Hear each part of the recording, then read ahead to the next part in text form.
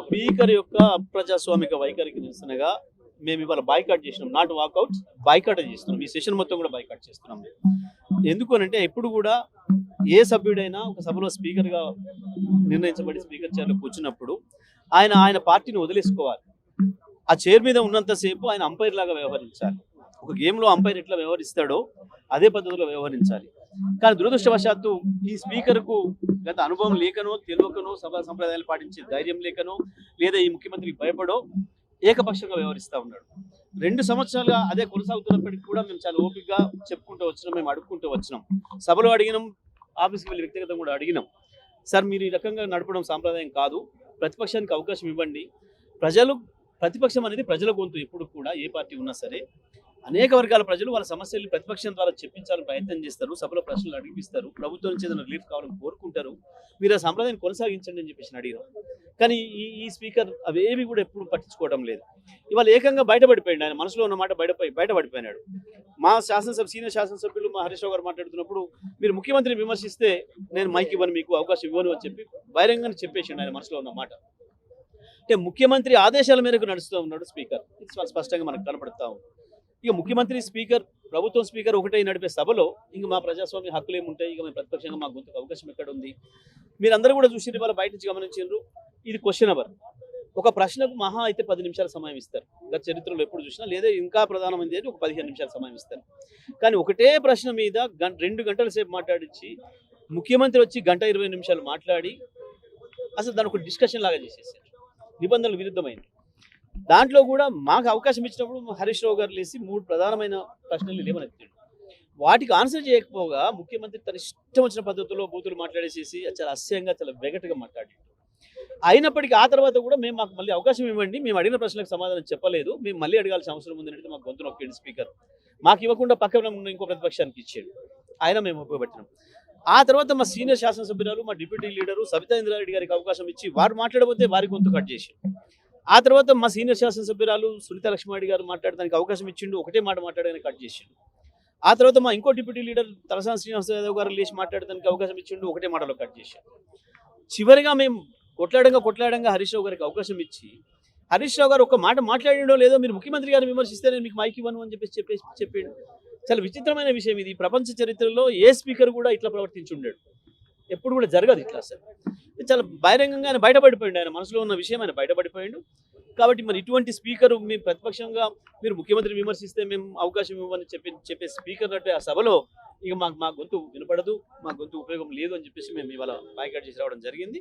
మేము తప్పకుండా సభలో వాళ్ళు మా గొంతు నొక్కినా ప్రజల్లో మా గొంతు నొక్కలేరు. బ్రహ్మాండంగా ప్రజలకు వినిపిస్తాం, ఊరు తిరుగుతాం, ఈ ప్రభుత్వం యొక్క అప్రజాస్వామిక వైఖరిని ఎండగడతాం. ఇవాళ మా గొంతు నొక్కి వాళ్ళ దొంగతనాన్ని ఏదైతే దాచిపెట్టాలనుకుంటున్నారో అది మూసిపైన కావచ్చు, అది ఇంకో దానిపైన కావచ్చు, అది పాలమూరు రంగారెడ్డి పైన కావచ్చు, ఎక్కడనైనా సరే ప్రభుత్వం మా గొంతు నొక్కాలనుకున్న ప్రతి చోట మా గొంతును మరింత బలంగా వినిపిస్తాం, ప్రజలకు తీసుకుపోతాం, వీళ్ళని ఎండగడతాం. అసెంబ్లీ సెషన్ ఎన్ని రోజులు ఉంటుందనే సంగతి కూడా చెప్పలేని దౌర్భాగ్య స్థితిలో ఉంది ఈ ప్రభుత్వం. ఈ స్పీకర్ సభను ఎంత దుర్మార్గంగా పక్కదారి పట్టిస్తున్నారంటే, మొన్న బీఏసీ సమావేశంలో ముందు వారం రోజులు నడుపుదాం, వారం తర్వాత మళ్ళీ బీఏసీ సమావేశం ఏర్పాటు చేసుకొని నిర్ణయం చేద్దామని చెప్పారు. కానీ ఇవాళ దాన్ని కూడా తప్పుడు రాతలు రాసి ఇవాళ రేవంత్ రెడ్డి పేరు మీద మాకు ఒక నోటు పంపారు. బీఏసీ సమావేశం నిర్ణయించినట్టుగా సభ ఎన్ని రోజులు నడవాలో స్పీకర్ నిర్ణయిస్తాడు, ఏ అంశాలు నడవాలో స్పీకర్ నిర్ణయిస్తాడు అని చెప్పి బీఏసీ సమావేశం తీర్మానించింది అని చెప్పి రాసి పంపారు. ఇవాళ ఒక అబద్ధపు నోటు రాసి పంపారు. సభను ఎప్పటిదాకా నడవాలనే దానికి కూడా స్పష్టత లేదు, పారిపోయే ప్రయత్నం చేస్తున్నారు.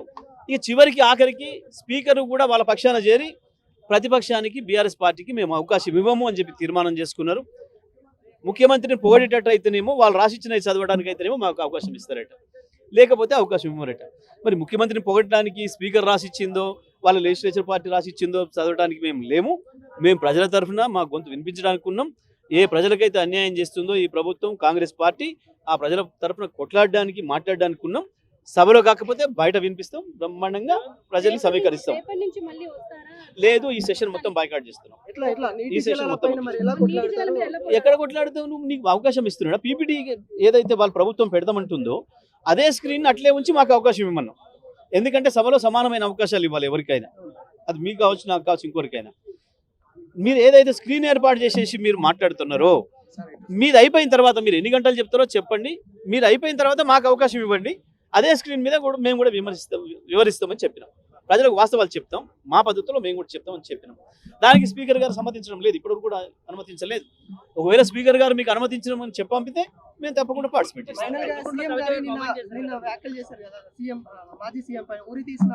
సీఎం వ్యాఖ్యలు చేస్తలేడు కదా, చెత్త వాగుడు వాగుతున్నాడు, బూతు వాగుడుతున్నాడు తప్ప వారి వ్యాఖ్యలు కాదు కదా. అంత మంచి పదం ఎందుకు వాడుతున్నావు? నిన్న ముఖ్యమంత్రి వాడిన చెత్తవాగుడు మీద మీరు ఏమంటారని అడుగురాదు, చెప్తా దానికి. ఆయనంత చెత్తవాగుడు మేము వాగలేము. ఆయనలాగా మూసి కంపు కంటే అధ్వానమైన ఆయన నోటి నుంచి వచ్చే ఆ పదాలను మేము మాట్లాడలేము. మా పద్ధతిలో మేము సమాధానం చెప్తాం. అన్నిటికి మించి చూసి వినే ప్రజలు అసహించుకుంటున్నారు. మీరు అనుకోవట్లేదా మీ మనసులో మాత్రం? మీకు లేదా ఎంత చెత్తవాగుడు వాగుతున్నాడు వీడు అని చెప్పేసి మీకు అనిపిస్తలేదా? తెలంగాణ తెచ్చిన కేసీఆర్ గురించి ఇట్లా బాగుతాడా అని చెప్పేసి మీరు కూడా అనుకుంటున్నారు కదా, మీరు అందరూ కూడా మీ మనసులో కూడా ఉంది కదా, అదే ప్రజలందరి మనసులో ఉంటుంది.